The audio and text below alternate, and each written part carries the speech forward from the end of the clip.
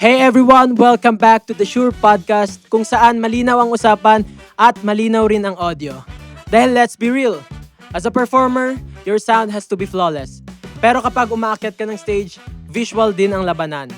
So today, we are talking about marrying that world-class audio with iconic stage presence. At para mapag-usapan natin ang tamang timpla ng style at sound, our guest today is absolute royalty.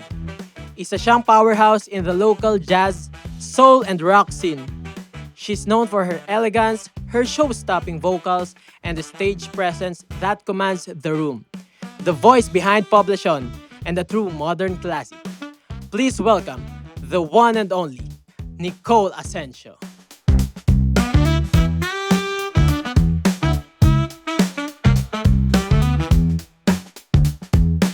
Hello! Hi, thank you so much for having me today. What an honor. Saya pala dito. Malamig, tsaka napakalinaw ng audio, right? Yes. So Nicole, welcome to the show. Kamusta ang buhay natin lately? Ang dami mong live gigs and stuff, right? So, kamusta? Ayun, masaya because there's so many new venues for live music popping up all over the metro. Makati, BGC, QC. So, talagang dumadami ang gigs natin lahat. And it's really nice to be able to express ourselves in new places and sing to new audiences. Tama.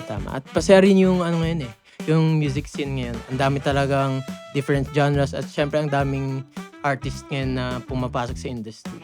Totoo. Tsaka napansin ko din, there seems to be a resurgence in jazz, not just locally, pero globally. Parang ang mga top artists abroad, like you have Ray, Olivia Dean. So they're really bringing back that old jazz soul flavor. And I really think Manila is no different. Marami ding venues ngayon ang nagfe-feature ng mga jazz or jazz adjacent artists. Yes. Other than that, gusto ko sanang balikan yung roots mo.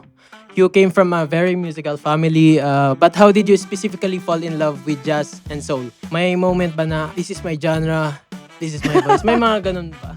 Naku, I cannot claim that any genre is my genre because I love too many kinds of music. Pero growing up, yun kasing mga pinapatugtog ng lola at lolo ko, tito at tita ko. So it was always present in our listening, but it's not something I myself have explored until after my rock band days. Wala lang, I wanted a change of pace, a change of flavor, and I wanted to express my songwriting and my style in different ways. Yun. Gets. Pero masaya rin kasi sa music industry ngayon is nag-evolve talaga. So, Yes. pwede mong itry kung ano-anong genre. So, other than that, yung mga tools ngayon na nakakatulong din, di ba? Kaya nitong mga gamit nating mic. Exactly. Yes. So, when you perform, whether it's an intimate jazz or a massive stage, gaano nga ba ka-importante sa'yo mismo yung hawak mo na mic? Do you feel like it affects your persona on stage? Yes, very much. Parang extension yan ng katawan mo eh. Extension din yan ng mensahe mo. Because syempre, you want to be heard by your audience.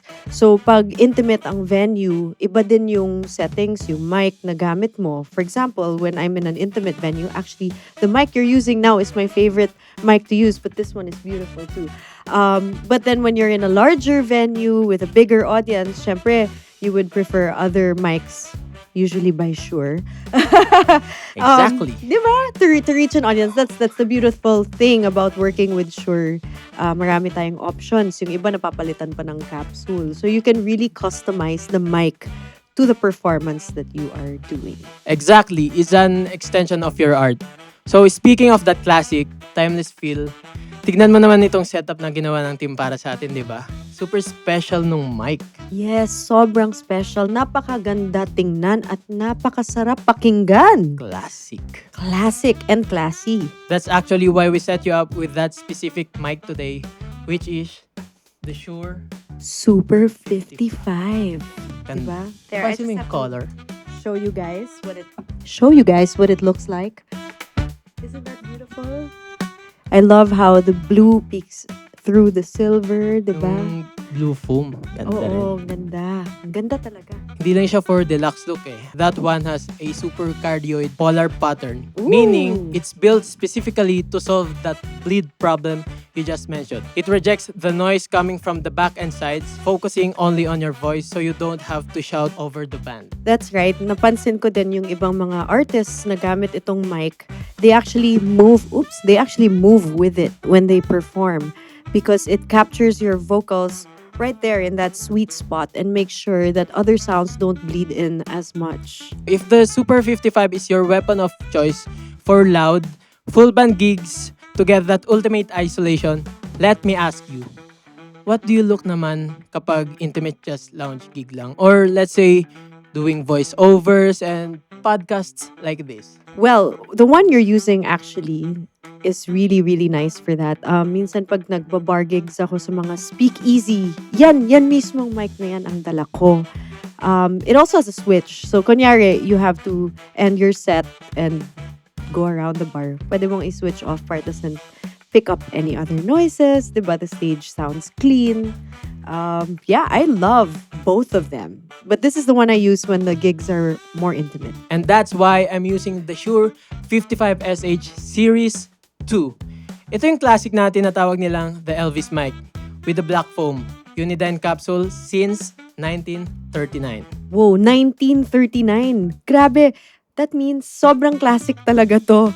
It's almost 100 years old. It's gonna be 100 years old in 13 years. And fun fact, this is actually Shure's 100th year anniversary in the business. Kaya talagang built to last ang Shure. Exactly. Dagdag pa dyan, naka-standard cardioid pattern din siya. Ooh. So, it's tailored specifically to capture that crisp, warm tone for speech and softer vocals. Kaya if you are an artist who wants to stand out, hindi lang sa galing kumanta, kundi pati sa aesthetic, you don't have to compromise your audio quality. Shure gives you that iconic look combined with the industry standard reliability. So bottom line guys, your voice is your signature and your mic should look just as good as you sound. This is your sign to own the stage. Get your Shure Super 55 and 55SH Series 2. Now available at JB Music.